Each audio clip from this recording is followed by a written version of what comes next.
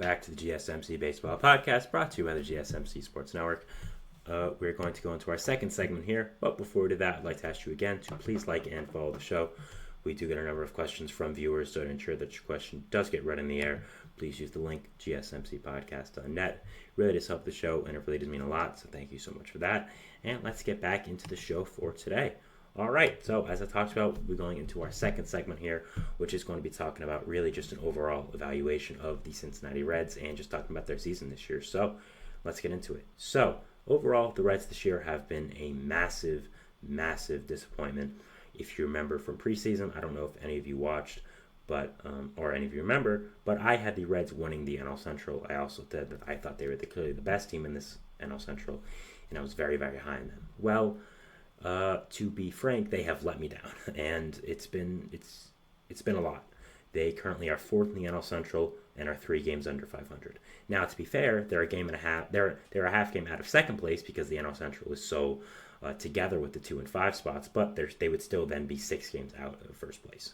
So they really have been a big disappointment for me this year, and just for any baseball fan who expected them to be good. And yeah, it's just been very unfortunate watching them and seeing what has happened. And it was added on to today when it was announced that Christian Encarnacion Strand and Brandon Williamson are potentially out for the rest of the year and are considering season-ending surgeries.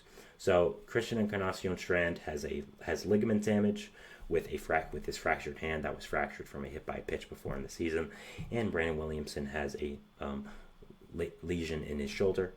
So first with Encarnacion Strand did enter the season as the Reds starting first baseman. He was one of the big reasons why I thought this Reds team would end up doing very, very well this year. I was very high on him. I was very high in this entire young core, and Encarnacion Strand, of course, is a part of that. I love what he did at the end part of last year, coming up and doing really, really well. I thought he would parlay that into this entire season, this full season, being a really, really good hitter and really helping out this Reds offense, and he has done the opposite of that. He has been really, really bad when he has been on the field with a 38 weighted runs created plus, and also his triple slash has also been pretty bad, and he hasn't been on the field a lot anyways, fracturing his hand again earlier into the season. So he has been a big disappointment for the Reds. You could just say, oh, it's not his fault, he got injured. Well, he was doing pretty bad before the injury, so I'm not really going to use that excuse here for Encarnacion Strand and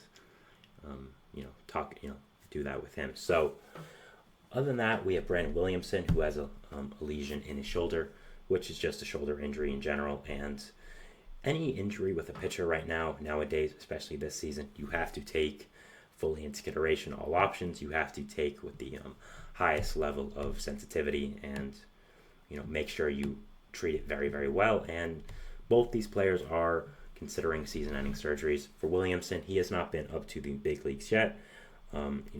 Has only pitched in AAA this year, where he has been pretty fantastic, only going 10 innings though. But overall, he was going to be I think he was going to be a bigger part of the team in the second half, bringing a lot of pitching depth to this team, whether that's out of the bullpen as a lefty arm or as a depth starter. But overall, I don't think this is a huge blow, but at the same time, it just adds on to what has happened with this Reds team this year. I mean, of course, you had before the season 2 big blows, as Matt McLain had a season-ending injury right before the season started, which was a huge blow. McLain is a player I'm so high on.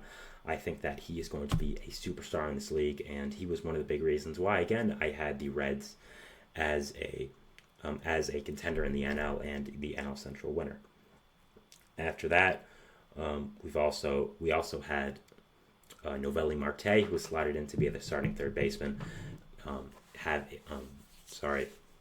get suspended for steroids and was going to be suspended for 80 games. He is actually doing rehab assignments right now to get prepared to be back from the sentence, but still, it might be a little too late at this point.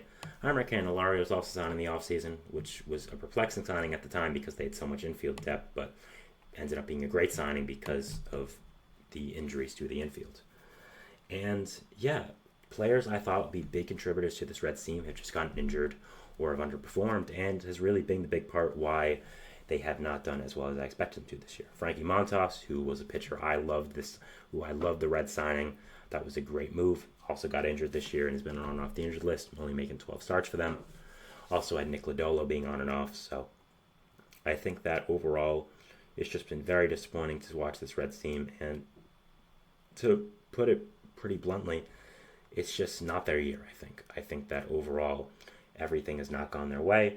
And I just don't think that this is the year for the Reds to finally break out. I saw the young core last year. I saw how well everyone was doing. I saw the promise of what this team could be. And they just have not lived up to it. Whether that's injuries, underperformance, whatever. It just has been very disappointing. And also Ellie De La Cruz. Ellie De La Cruz was a guy I thought was going to be an impact player from the moment he stepped in the MLB, and was, but after those little honeymoon period of him being up in the MLB, he has not done as fantastic as you would expect for a player of his talent level. I talked about it yesterday when he appeared on the most overrated players in the MLB list, and I talked about how, unfortunately, I agreed. I thought that he was one of the most overrated players in the MLB right now. I also thought he was a good player who also is fantastic. Is a fantastic ambassador for the league, with how exciting he is, how well he plays, and just how much fun he plays with. So I just figured let him be. But just looking at baseball-wise, looking at it stats-wise, he is a little overrated at this point. I think people look at him as some generational shortstop because of the physical tools he has, because of how exciting he is, and that's just not what he's done so far. So I think that overall, he's been very disappointing for them this year. Hasn't been bad, but definitely hasn't lived up to the standards that you would expect. And just overall, this Reds team has been very disappointing as a fan of baseball and as a fan of good young teams who I want to see be good. So yeah, I think the Reds' outlook for this year is pretty bleak, but overall in the future, I do still like that they are. I still do like this team in the future. I still think there is a lot to like about them. I still think there's a lot of good young players. And I think that in the future, mainly next year, I think they're going to be good. I think they have to make the right moves in free agency, sign some starting pitchers, maybe get some more relief arms. Their bullpen's pretty strong, but maybe add to it a little bit. And it's just how baseball works. I just think that overall, all the circumstances added up into this year just not being for them, and just was unfortunate. Looking at the NL Central as well, I mean, it's definitely a tough road ahead. You have the Brewers, who have just taken so much control of that division and are going to be hard to take down.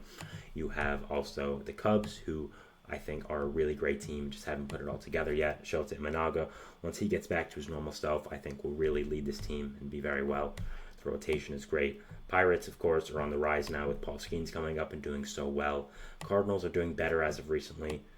And I think that overall, it's going to be very interesting to end up watching the NL Central, see where the Reds end up. And I just think that all these circumstances have led up to a bad season for the Reds. It's been very disappointing, very unfortunate, and just kind of how baseball, sports, and life works. Sometimes things don't go your way, and it's been unfortunate for them, but we'll have to see what does happen with them in the future. I'm still high on them for next year, but I just think with all the circumstances that have happened this year, it's just not their year.